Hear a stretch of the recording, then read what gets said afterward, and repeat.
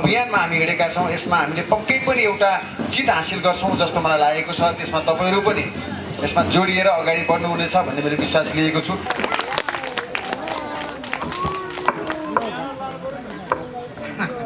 मैले धेरै बोल्नुपर्ने छैन।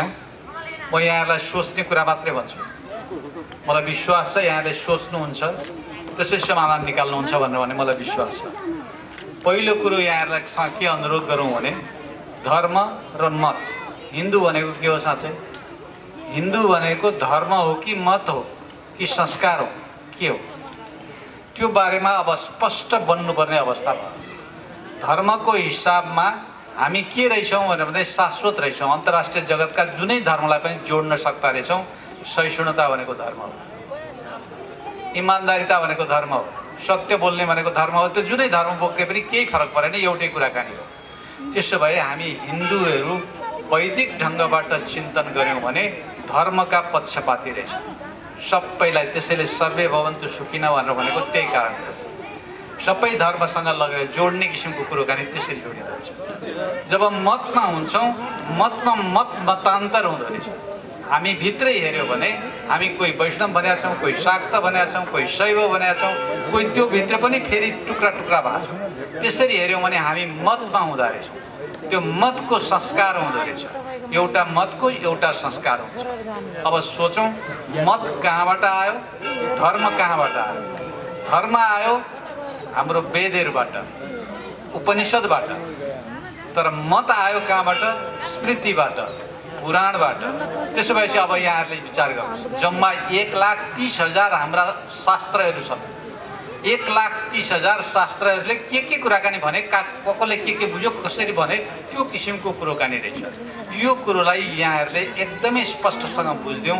त्यसले के काम गर्दो रहेछ भन्दा चाहिँ धर्म के हो, मत के हो, संस्कार के हो, अनि संस्कारसँग संस्कृति कसरी गरेर टाँसिँदो रहेछ भनेर भन्ने बारेमा अब मलाई लाग्छ विश्व हिन्दू महासङ्घका, त्यसमा पनि युवा परिषद, युवा सङ्घले अझ बढ्ता चिन्तनशील भएर त्यस्ता सामग्रीहरू उत्पादन गर्नुपर्ने हो, जसले गर्दाखेरि भोलिको पुस्ताले धर्म के हो, मत के हो, संस्कार के हो, संस्कृति के हो, हामीले खोजे के हो, यो किसिमको कुराकानी थाहा पाउन सक्छ। पहिलो मेरो अनुरोध हजुरहरूले सोच्नुभयो होला भनेर भन्ने मैले विश्वास गर्छु। दोस्रो मेरो अनुरोध के हो भनेर भनेदेखि यहाँहरूले याद गर्नुभएको छ, नाथ परम्पराको अर्को चिन्तन रहेछ। चाहे मच्छिन्द्रनाथ, चाहे गोरखनाथ, चाहे नरहरिनाथ, उहाँहरूको चिन्तनलाई एकचोटि विचार गरेर हेर्नुभयो भने उहाँहरू भनेको सबै विचारहरूलाई एकै ठाउँमा लगेर जोड्ने मान्छेहरू हुँदो रहेछ। यदि यहाँहरूले यदि गोरखनाथको लेखहरूलाई यदि यहाँहरूले हेर्नुभयो, योगी नरहरिनाथको चिन्तनलाई यहाँहरूले हेर्नुभयो भने हजुरहरूले थाहा पाउने कुरा स्पष्ट रहेछ। त्यहाँ जात हुँदो रहेनछ, जाति हुँदो रहेछ, धर्म भनेर भने हुँदो रहेछ, सबैलाई जोड्ने रहेछ। यदि गोरखनाथको चिन्तनलाई हेर्नुभयो भने गोरखनाथले बारम्बार के भने हुन्छन् भने तिमी कुन बाटो जान्छौ तिम्रो कुराकानी हो, तर अन्ततगत विवाद होइन, हामी निर्विवादमा पुग्छौँ, प्रक्रिया। यसरी त्यो नाथ परम्पराले के गर्दो रहेछ भने जोड्दो रहेछ। हाम्रा संस्कृतिले हामीलाई तोड्दो रहेछ। त्यसो भए तोड्ने र जोड्नेको बिचमा के गरी मिलाउने भनेर भन्ने किसिमको दोस्रो अनुभूति मैले यहाँहरूलाई भने अब त्यो बारेमा पनि हामीसँग सामग्री चाहिने रहेछ। तेस्रो कुरो मैले यहाँहरूसँग के अनुरोध गर्छु भने हर संस्कारको आफ्नो आफ्नो, हर संस्कृतिको आफ्नो आफ्नो अर्थ हुँदो रहेछ। त्यो अर्थमा विज्ञान छ कि छैन भनेर चाहिँ खोज्नु पर्ने हुँदो रहेछ। जस्तो हजुरहरूलाई बारम्बार भन्नुभयो ताली बजाउनुहोस् तपाईँको ऊर्जाका अगाडि आउँछ। त्यो भने क्या हो? ताली बजाउने हाम्रो संस्कृति हो। देवतालाई पूजा गर्दा पनि ताली बजाउँछौँ, अघि पछि कुनै सभा समारोहमा पनि ताली बजाउँछौँ। त्यो ताली बजाउँदाखेरि ऊर्जा हुन्छ भनेर भन्ने किसिमको कुरो चाहिँ विज्ञान सम्मत चिन्तन रहेछ। त्यसो भए उपनिषदमा विज्ञान के होला, हाम्रा पुर्खाको चलनचल्तीमा विज्ञान के होला, हाम्रा शास्त्रमा विज्ञान के होला, पुराणमा विज्ञान के होला, त्यो विज्ञानको खोजी अबको निम्ति जरुरी हो। किनभने अबको पुस्ताले यो हुन्छ र त्यो हुन्छ भनेर चाहिँ पत्याउँदैन। अबको पुस्तालाई भनिदिनुपर्छ यो वैज्ञानिक हिसाबबाट यसरी प्रमाणित भएको हो। जसरी अघि डाक्टर हमालले भन्नुभयो यो किसिमको प्रक्रिया अब हामीले थाल्नुपर्छ। त्यसो भएपछि हाम्रा प्रक्रियामा चाहिँ विज्ञान छ है भन्ने चिन्तन चाहिँ नि राख्न सकियो भने त्यसले के गर्दो रहेछ भने मान्छेहरूलाई सोच्नलाई बाध्य गर्दो रहेछ। त्यो किसिमको अवस्थामा अब हामी जानुपर्ने अवस्था हुन्छ। अर्को विषयवस्तु मैले हजुरहरूसँग धर्मान्तरको कुराकानी गर्छु। अहिले धर्म परिवर्तन गर्ने मान्छेहरूको लहर देखिन्छ। त्यो लहरको कारण के रहेछ भनेर चाहिँ हेरेँ। सन् 2078 सालमा एउटा सर्वे गरेर चाहिँ इसाईहरूले, त्यो सर्वेले के कुराकानी देखाउँदो रहेछ भनेदेखि एउटा रमाइलो कुराकानी देखाउँदो रहेछ। अहिले जति पनि आफूलाई धर्म परिवर्तन भनेर इसाईकरण गर्ने मान्छेहरूको जमात छ, ती जमातहरूमध्ये 65% नेपालको तथ्याङ्क भन्दैछु, 65 देखि 70% दलितहरू पर्दो रहेछ। दलितहरू किन जाँदो रहेछ भनेर भने 4वटा कारणले जाँदो रहेछ। हजुरहरूले हेर्न सक्नुहुन्छ 4वटा कारणले जाँदो रहेछ। पहिलो नम्बरमा हामीले छुवाछुत भनेर अपराध गऱ्यौँ। त्यो हाम्रा पुर्खाले गरेको अपराध हो, स्मृतिले गरेको अपराध हो। मनुस्मृति पल्टाउनु भयो भने भेट्नुहुन्छ, याज्ञवल्क्य स्मृति पल्टाउनु भयो भने हजुरहरूले भेट्नुहुन्छ, विष्णु स्मृति पल्टाउनु भयो भने हजुरहरूले भेट्नुहुन्छ। यस्ता स्मृतिहरू छन्, ती स्मृतिहरूको पुनर्लेखन अब जरुरी भयो। नत्र भएदेखि उहाँहरूको निम्ति के जरुरी भयो भनेदेखि दलितहरूलाई हामीले गरेको अपराधको कारण उहाँहरूले छुवाछुतबाट मुक्त हुन त्यो बाटो खोज्नुभयो। अब हामीले त्यहाँ जोड्ने कसरी हो भनेर भन्ने बारे हजुरहरूले सोच्नु पर्यो। हजुरलाई याद छ योगी नरेन्द्रनाथ बारम्बार भनिरहनुहुन्थ्यो, यहाँहरूले सोच्न सक्नुहुन्छ त्यो अभियान हामी कसरी गर्न सक्छौँ। छुवाछुतको विरुद्धको अभियान जहाँ युवा सङ्घ काम गरिरहेछ, अझ यसलाई आक्रामक ढङ्गबाट पालिकामा हामीले चाहिँ अगाडि बढाउन सकेनौँ भने हामी जतिसुकै कराए पनि धर्मान्तर रोकिँदैन। दोस्रो कारण रहेछ उहाँहरूको। दोस्रो कारणमा यहाँहरूले हेर्नुभयो भनेर भनेदेखि त्यहाँ चाहिँ के हुने रहेछ भनेर भनेदेखि त्यो आर्थिक हिसाब के अरे हाम्रा संस्कारहरू आर्थिक हिसाबले बोझिला रहेछ। हामीले श्राद्ध गर्नु पर्यो भने कति रुपियाँ खर्च गर्नुपर्ने, हामीले पुराण लाउनु पर्यो भने कति रुपियाँ खर्च गर्नुपर्ने, जन्मदा कति खर्च गर्नुपर्ने, मर्दा कति खर्च गर्नुपर्ने, एक्चुअली विचार गर्नुभयो भने महँगो व्यवसाय भएछ। त्यो महँगो व्यवसाय हाम्रा संस्कृतिहरूमा भएको छ, त्यो इसाईकोमा छैन अर्कोमा छैन भनेर भन्ने होइन। त्यो महँगो व्यवसायलाई हामी कसरी सजिलो र सस्तो बनाउन सक्छौँ। हामीसँग हाम्रा पुर्खाले चिन्तन दिएका छन्। हजुरहरूलाई याद छ, यदि तपाईँ श्राद्ध गर्न चाहनुहुन्छ पैसा छैन भने बालुवाको पिण्ड बनाउनुहोस्, छ नि संस्कृति। तर त्यो संस्कृतिलाई हामीले के गर्यौँ भने होइन पिण्डमा यति पैसा चढाउनुपर्छ भनेर भन्ने किसिमको कुराकानी गर्यौँ। अब त्यसलाई रोक्ने कसरी हो, त्यसलाई भन्ने कसरी, पुरेत लाउनुपर्छ भन्ने किसिमको हामीले चिन्तन बनायौँ। जबकि पुरेतले भन्दाखेरि मम भनेर भन्न चाहिँ भन्न लाउँछ। ल अब मम भन्नुहोस्, आफ्नो नाउँ सम्झनुहोस् भनेर त्यसको भने गर्नुपर्ने मैले हो, तर मैले सकिनँ भनेर गुहार मागेको पुरेतले भनेको कुराकानी हामीले मान्नुपर्ने परिस्थिति हो। त्यसो हो भनेदेखि हाम्रा संस्कृतिहरूमा सस्तोपना ल्याउन सक्ने किसिमको बाटो त्यो दोस्रो कुराकानी भने। तेस्रो कारण के रहेछ उहाँहरूले चाहिँ छोड्ने भनेर भनेदेखि यो हामीले आर्थिक हिसाबले समुन्नत हुन सक्छ कि भन्ने चाहिँ नि आधार उहाँहरूले अर्को खोज्नु भएको छ दलित साथीहरूले। किनभने आर्थिक हिसाबले हामी एकअर्कोसँग आश्रित त छौँ, जोड्न त जोड्या छौँ, तर के गरेका छौँ भनेदेखि बाहुन जति धनी हुन सक्छ दलित धनी भएको देख्दो रहेछ। त्यो स्थितिबाट मुक्त हुनको निम्ति उहाँहरूले कमाउने बाटो खोज्नु भएको रहेछ। इसाईले त्यो कमाउने बाटो के दिन सकिन्छ त्यो उनले हिसाब गरे होला, तर त्यो किसिमको चलनचल्ती गरिरहेको छ। त्यहाँ हामी के गर्न सक्छौँ भन्ने बारेमा पनि हजुरहरूले सोच्नुभयो भनेदेखि त्यसले चाहिँ नि अर्को काम गर्न सक्छ। यस्तो किसिमको हिसाबबाट हामीले सोच्न थाल्यौँ भने त्यसले के गर्छ भने दलितहरूले ससम्मान आफ्नो परिस्थिति पाउन सक्दा रहेछ। सम्मानको चिन्तन हाम्रा पुर्खाको रङमा रहेछ। त्यसो भएपछि मैले हजुरहरूसँग के भने त्यो बारेमा पनि अब एकदमै सोच्नुपर्ने परिस्थिति भयो। धर्मसभा भन्नुभयो, धर्मसभाको विशेषता के हुँदो रहेछ भने सबै धर्मसँग कसरी मिल्न सकिन्छ भन्ने चिन्तन चाहिँ गर्नुपर्छ, जहाँ गोरखनाथ सम्प्रदायले गरिरहेको तरिका यहाँहरूले याद गर्न सक्नुहुन्छ। बोन धर्मावलम्बीले डेजोङ भनेर भनेको के हो, डेजोङ भनेर भनेको के हो, वा हिन्दू धर्मावलम्बीले ब्रह्म भनेको के हो, बुद्धिस्टहरूले चाहिँ निर्वाण भनेको के हो, वा मुस्लिमहरूले अल्लाह भनेको के हो, इसाईहरूले जेहोवा भनेको के हो, किराँतहरूले तागेरा निङमा फुमा भनेको के हो। यो के हो भने चिन्तन जोडिने एकै ठाउँमा। अब चिन्तन जोड्ने किसिमको कला हामीले चाहिँ जोड्न सक्यौँ भने मलाई लाग्छ त्यस्ता खालका सामग्रीहरू चाहिँ यो युवा परिषदले युवा सङ्घले यसरी चाहिँ कार्यान्वयन गर्न सक्यो भने त्यसले के गर्छ भने नयाँ पुस्तालाई तोडिनेबाट जोडिनुलाई चाहिँ काम गर्छ। त्यो काम गर्न सकियो भने त्यसले चाहिँ अर्को बाटोमा लान सक्छ भनेर भन्ने मैले चाहिँ देख्छु। त्यसो भएपछि मैले हजुरहरूसँग के अनुरोध गरेँ भने यो बारेमा एकदमै गहिरिएर सोचौँ, विशाल अध्ययन गरौँ, त्यो अध्ययनबाट हामी अगाडि बढ्न सक्छौँ भनेर भन्ने मैले देख्छु। अर्को बुँदामा म भनेर अनि त्यसो अन्तिममा गएर टुङ्ग्याउँछु। अर्को बुँदामा जो पञ्चगव्य औषधिको किसिमको चिन्तन भयो, डाक्टर हमालले धेरै कुराकानी भन्नुभयो, योगीजीले अघि धेरै कुराकानी भन्नुभयो। अब हाम्रो निम्ति के जरुरी भयो भनेदेखि उनीहरूले गर्ने तरिका र हाम्रो गर्ने तरिकासँग मिलाउनु पर्यो। कहाँनिर मिलाउने? जस्तो हामी सबैलाई स्वास्थ्यको ग्यारेन्टी गर्न सक्छौँ कि सक्दैन? त्यो भनेको के हो भने हामीसँग पञ्चगव्यको तरिकाबाट यो विषय हुन्छ, आयुर्वेदको तरिकाबाट यो विषय हुन्छ, प्राकृतिक चिकित्साबाट यो विषय हुन्छ, हामीसँग चाहिँ त्यो एलोप्याथीको तरिकाबाट यो विषय हुन्छ, हामीसँग भएको योगबाट यो कुराकानी ठिक हुन्छ। यस्तो किसिमको चिन्तनको समष्टिगत रूप अब हामीलाई जरुरी, किनभने हाम्रा मान्छेहरू एउटै कुरामा मात्रै अभ्यस्त छैनन्। कसैलाई टाउको दुखिहाल्यो भनेर भन्दा ट्याब्लेटै खान्छ भने जरुरी छ, उसले जडीबुटी पनि खान सक्छ, फुक्न जान पनि सक्छ। फुक्न जानुसँग के सम्बन्ध छ भनेर भन्ने बारेको सामग्री अब हाम्रा निम्ति जरुरी, किनभने युवालाई त्यो होइन भनेर भन्ने भनाइयो, तर हाम्रा पुर्खाले बनाएको ज्ञानमा त्यो पनि हो। फुक्नु मन्त्र एउटा कुराकानी हो, किनभने शरीर भनेको अक्षरले बन्छ, मन्त्र भनेको अक्षरसँगै जोडिएको हुन्छ। त्यो महादेवका शब्दबाट निक्लेका जुन अक्षरहरू छन् आयुर्वेदिक भनेर भन्ने, ती अक्षरहरू बीज मन्त्र हुन्। बीज मन्त्र र शरीरको सम्बन्ध छ भन्ने किसिमको चिन्तन चाहिँ जोड दियो भने अनि बल्ल युवाहरूले त्यसलाई पत्याउने र बोक्ने किसिमको कुराकानी हुनसक्छ।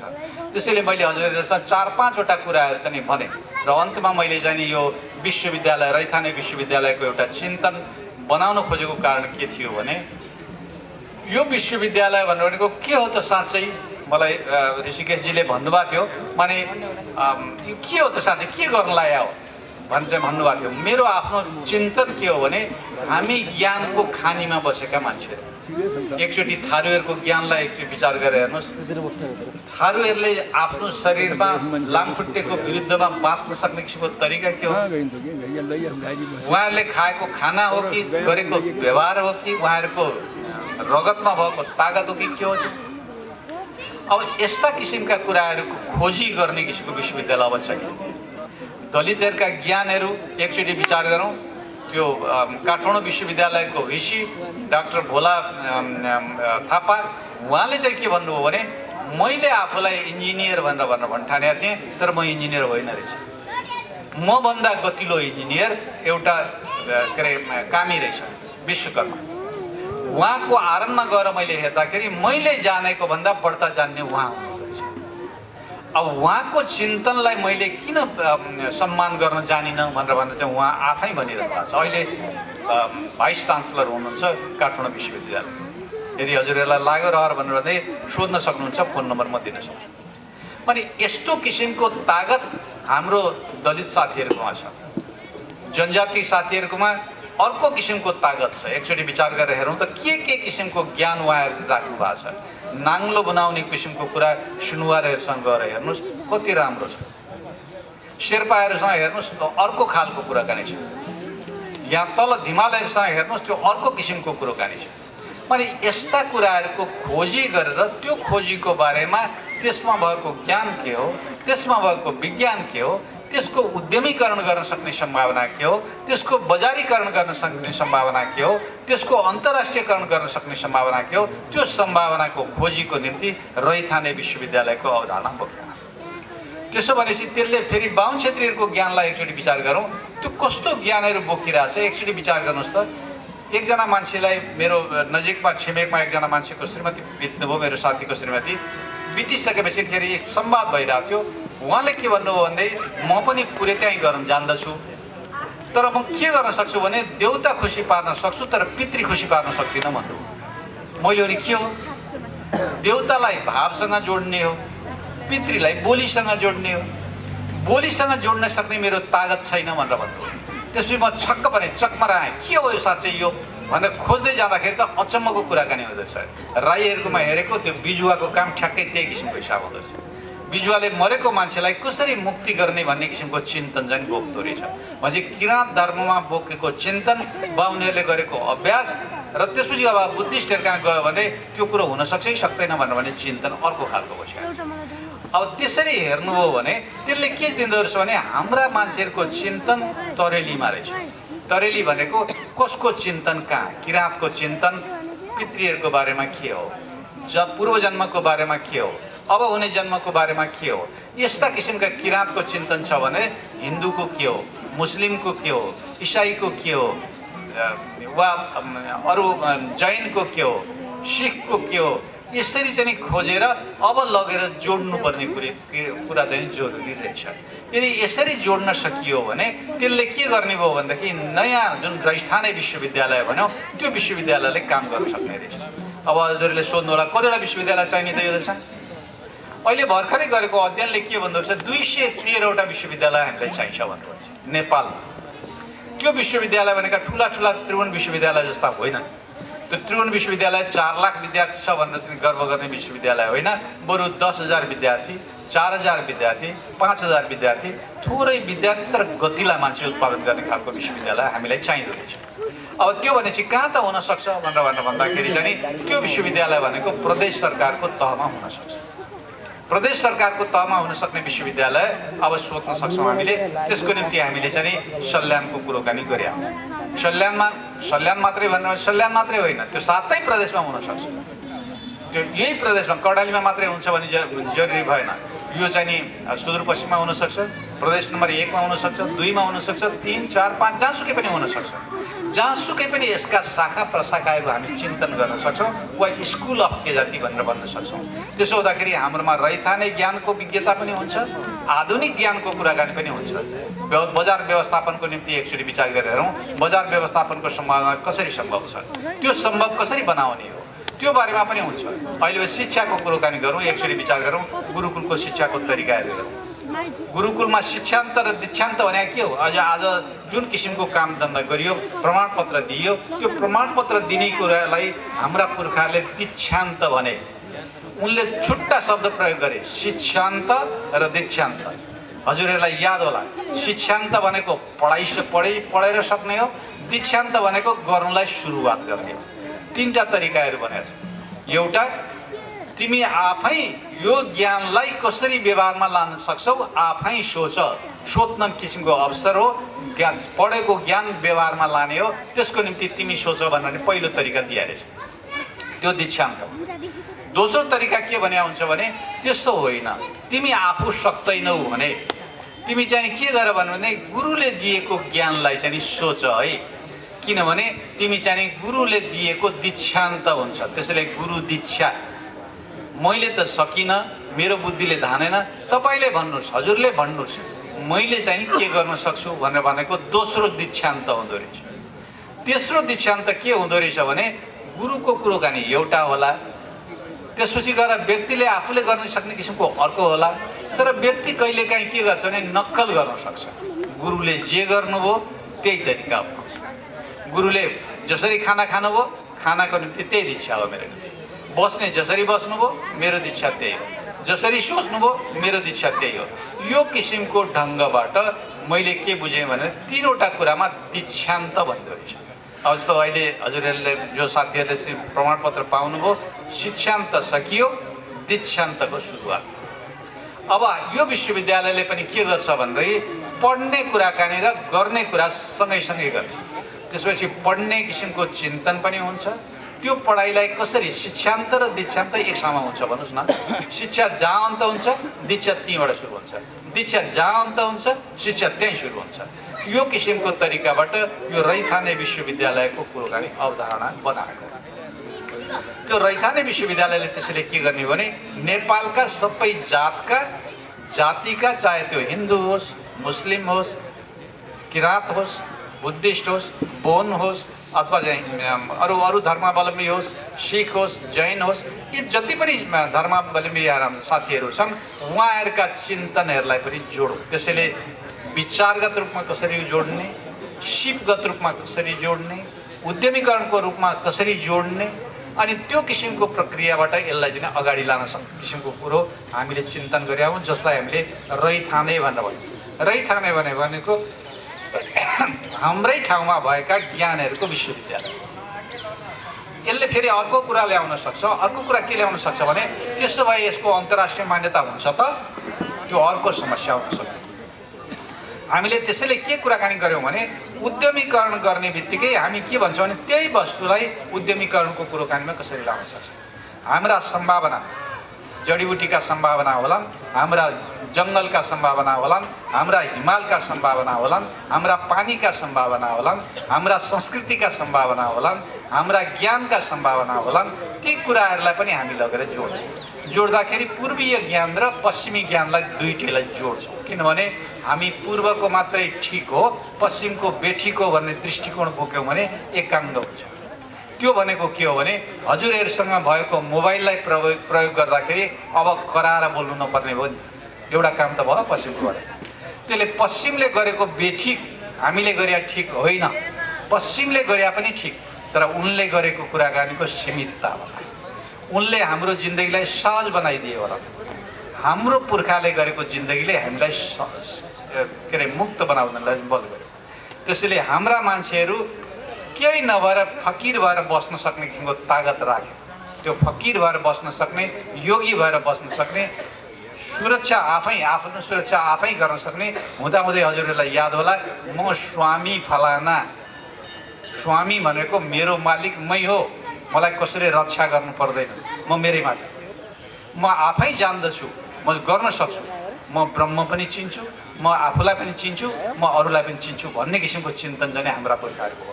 त्यसैले त्यो ज्ञानलाई पनि जोडौँ र यो ज्ञान र पश्चिमी ज्ञानलाई जोड्दै अन्तर्राष्ट्रिय जगतको पनि मान्यता ल्याउँ। भोलि चाहिँ के हुन्छ भने हाम्रा रैथाने कुरामा पश्चिमीहरूले चाहिँ जोड्न सक्छन्। जस्तो ठाकुर बाबाको कुराकानी, ठाकुर बाबासँग थारू समुदायलाई चाहिँ लगेर जोडेका छ।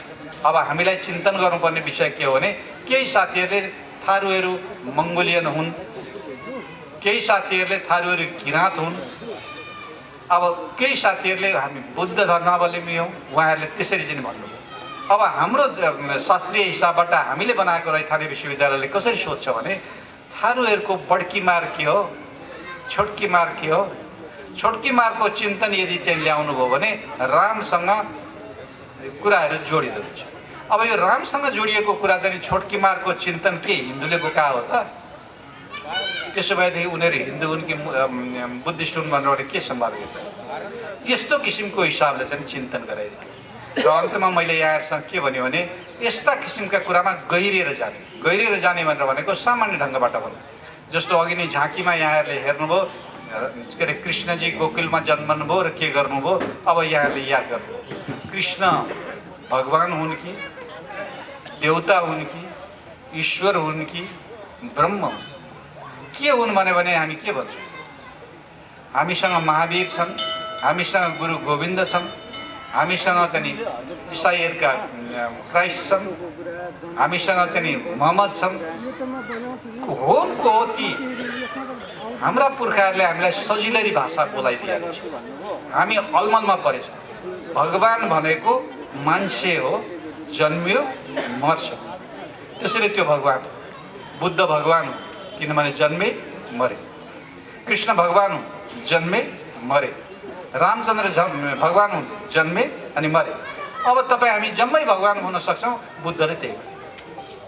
त्यसो भनेपछि भगवान भनेको बिस्तारै गर्ने हो। त्यो बिस्तारै राम्रो काम गर्ने मान्छे भयो भने त्यो भगवान हुँदो रहेछ। हाम्रा पुर्खाको चित्त त्यसरी। अब त्यो देवता भनेको के हो भनेर भन्थ्यो, अघि संवाद गर्दाखेरि आएको थियो। देवता भनेको वा देवता भनेको हेर्नुहोस् त, पृथ्वी देवता, पानी देवता, अन्तरिक्ष देवता, आकाश देवता, वृक्ष देवता, वनस्पति देवता। एकचोटि विचार गरेर हेर्नुहोस् त, देवता भन्ने बित्तिकै गुणकारी सबै चिज। त्यसैले गाई पनि देवता। अब गाई भनेको हाम्रा पुर्खाले कति गहिरेर सोचे रहेछन् भनेर हेर्नुभयो भने हजुरले गाई भनेको त्यो गाई मात्रै होइन। गाई भनेको चल्ने जम्मै चिज गाई हो। चल्ने भनेको पृथ्वी पनि गाई हो। पृथ्वीको गहिरो अध्ययन चाहियो। मान्छे गाई हो, जन्मियो, कहाँबाट आयो, कहाँ जान्छ, फेरि के गर्छ त्यो थाहा छैन। त्यो गाई हो, त्यसले त्यसको गहिरो अध्ययन चाहियो। वनस्पति गाई हो, किनभने कहाँबाट आयो, कसरी गयो, के गयो, गाई हो, त्यो गाई हो। अब यस्तो किसिमको गहिराईको चिन्तन हाम्रो पुर्खासँग रहेछ। ईश्वर बनाएको हो भनेर चाहिँ भन्यो भने हजुरहरूले अर्को शब्द पाउनुहुन्छ। ईश्वर भनेको जसले सृष्टि गर्न सक्छ त्यही ईश्वर हो। अब त्यसपछि बुद्ध ईश्वर हुन् त होइनन्, अब राम ईश्वर हुन् त होइनन्, कृष्ण ईश्वर हुन् त होइनन्। ईश्वर भन्ने बित्तिकै ब्रह्मा विष्णु महेश्वर भनेर चाहिँ तिनवटामा लगेर जोडिन्छ। किनभने त्यो प्रकृति र ऊर्जा दुईटा जोडिएपछि मात्रै सृष्टि हुँदो रहेछ। सृष्टि क्रमको इतिहास हेर्नु हो भने त्यो गजबको कुराकानी देखिन्छ। किराँतहरूकोमा हेर्नु हो भने सुम्निमा र पारोहाङ ईश्वर हुँदो रहेछ। अब एकचोटि विचार गरेर हेर्नुहोस् कसरी जोडिँदो रहेछ। त्यस्तै किसिमको हिसाबबाट सोच्नुभयो भने यहाँहरूले याद गर्न सक्नुहुन्छ ईश्वर के हो त साँच्चै भने चाहिँ सृष्टि गर्ने हो। ईश्वरको आयु हुन्छ। हजुरहरूले कति याद गर्नुभएको छ? यदि पुराण शिव पुराण पढ्नुभयो भने ब्रह्माको आयु कति हो, ध्यान कसलाई गरिरहेछ, त्यो किसिमको कुराकानीबाट हेर्नु शिवले कसलाई ध्यान गर्छ, यो किसिमको चिन्तन हामीले चाहिँ सोच्नु। विष्णुले कसलाई ध्यान गर्छ, त्यो किसिमको चिन्तन चाहिँ ईश्वरसँग टाँसिँदो रहेछ। जसलाई हामी परमात्मा भन्छौँ वा ब्रह्म भन्छौँ, परब्रह्म भन्छौँ वा अविनाशी शक्ति भन्छौँ, त्यो भनेको ऊर्जा हो। त्यसो भनेपछि पदार्थ नासिन्छ, ऊर्जा बसिरहन्छ। अब हाम्रा विद्यार्थीहरूलाई, हाम्रा युवाहरूलाई हामीले के भन्नु सक्नु भने यी चारवटा कुरामा भेद छन् है। अब किन समान बनाए त भनेपछि दुईटा शब्दले समान बनाउनुहुन्छ। यहाँहरूले कहिलेकाहीँ के गर्नुहुन्छ, त्यही शब्दलाई बिस्तारै गरेर चाहिँ मान्छेको रूपमा उहाँ भगवान हो, तर बिस्तारै गरेर उहाँले चाहिँ के गर्नुभयो भने ब्रह्म चिनाउने बल गर्नुभयो हुनाले उहाँ चाहिँ के सगुण पनि हो, निर्गुण पनि हो। सगुण मान्छे भएर हो, निर्गुण ब्रह्म बुझेर हो। यसरी जोड्ने किसिमको कला हाम्रो चाहिँ हाम्रो संस्कृतिमा छ। त्यसैले हामी छुट्टिन पनि जान्दछौँ, जोडिन पनि जान्दछौँ। यो बारेमा अब युवाहरूलाई हामीले स्पष्टसँग भन्न सक्यौँ भने अलिक काम हुनसक्छ। त्यही कारणले गर्दाखेरि यो रैथाने विश्वविद्यालयमा कस्तो खालको कुरोकानी हामीले सोचेका छौँ भने किसानले पनि पढ्न पाओस्, त्यहाँ किसानको ढङ्गको ज्ञान हुन्छ। एउटा दलितले पढ्न पाओस्, शिल्पको कुरोकानी, उसको शिल्पको व्यापारको कुरोकानी हुनसक्छ। एउटा जनजातिले पढ्न पाओस्, उसका चाहिँ भाषा, संस्कृति, कला। अब हजुरहरूले याद गर्नु होला अहिले नेपालमा 131वटा भाषाहरू पत्ता लगाइसक्यो, जातिहरू 126वटा जातिहरू पत्ता लगाइसक्यो। अब त्यो बढ्ने क्रममा छ, घट्ने क्रममा छैन। त्यसो भनेपछि यो बहुलतालाई समेट्ने कसरी भनेर भन्ने किसिमको कुरोकानी पनि त्यो विश्वविद्यालयमा हुन्छ। त्यसैले कृषकले पढ्न पाउँछ, मजदुरले पढ्न पाउँछ, विज्ञहरूले संवाद गर्ने थलो पाउँछ, अन्तर्राष्ट्रिय जगतका मान्छेहरूसँग संवाद गर्ने किसिमको कुरोकानी हुनसक्छ। वा हाम्रै मूर्तिहरूलाई एकचोटि विचार गरौँ न, ठाकुर बाबाको मन्दिरमा भएको जुन बाबाको मूर्ति हो वा विष्णुको मूर्ति हो वा त्यो विष्णुको मूर्तिको बनाएको एकचोटि विचार गरेर त्यो कलाकार, जो कलाकारसँग त्यत्रो कला छ, त्यो कलाको ज्ञान कसरी, खोइ त कसलाई सिकाएको छ? यस्ता काष्ठकला हामीसँग होला, मूर्तिकला होलान् हामीसँग, धातुकला होलान् हामीसँग। त्यस्ता कलाको कुरोकानी के हो त साँच्चै? त्यो कलाभित्र के ज्ञान छ? जस्तो कलश, हजुरहरूले याद गर्नु हो भने कलशभित्र सबै देवता छन्। किन भने कलश भनेको क्या हो? भनेपछि सबैले थुपारेको ज्ञानको एकै ठाउँको जम्मा हो। त्यसैले त्यहाँ वरुणदेखि लिएर भैजत जम्मैलाई पूजा गर्छन्। एकचोटि याद गर्नुहोस् त, यत्रो गहिराईको कुरो सानो सानो चिजमा हाम्रा पुर्खाहरूले लगेर राखेर चाहिँ क्याप्सुल जस्तो, त्यो बारेमा पनि खोज तलास गर्दै अगाडि बढाउँदै गर्ने किसिमको यो रैथाने विश्वविद्यालय हो। मलाई विश्वास छ हाम्रो युवा सङ्घ, विश्व हिन्दू युवा सङ्घको अध्यक्षज्यू, उहाँले चाहिँ त्यसको नेतृत्व गर्दै अब यो रैथाने विश्वविद्यालय अगाडि बढाउनुहुन्छ भन्ने मलाई विश्वास छ। त्यो विश्वास साथ अवसर दिनुभएकोमा फेरि पनि यहाँहरू सबैलाई, विशेष गरेर विश्व हिन्दू युवा परिषद युवा सङ्घलाई आभार व्यक्त गर्दै आफ्नो भनाइ यहीँ टुङ्ग्याउँछु र सोच्ने विषयवस्तु यहाँहरूलाई दिएछु। सोच्नुहोला र भोलिको दिनमा अब आउने पुस्तालाई यस्तो हो रे मात्रै होइन कि यसो हो भन्न सक्ने किसिमको बनाऊ। शुभकामना व्यक्त गर्दै आफ्नो भनाइ यहीँ टुङ्ग्याउँछु। धन्यवाद, नमस्कार।